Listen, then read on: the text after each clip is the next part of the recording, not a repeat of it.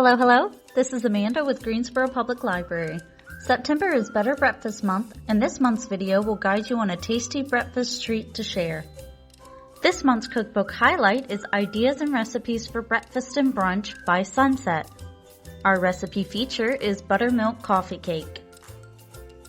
For your ingredients, you will need all-purpose flour, ground cinnamon, salt, brown sugar, granulated sugar, vegetable oil, walnuts, baking soda, baking powder, egg, and buttermilk. Step 1. In a medium-sized bowl, mix together flour, salt, the 1/2 teaspoon cinnamon, brown sugar, granulated sugar, and vegetable oil. Mix until well blended. Step 2. Remove 3/4 cup of the mixture for the topping.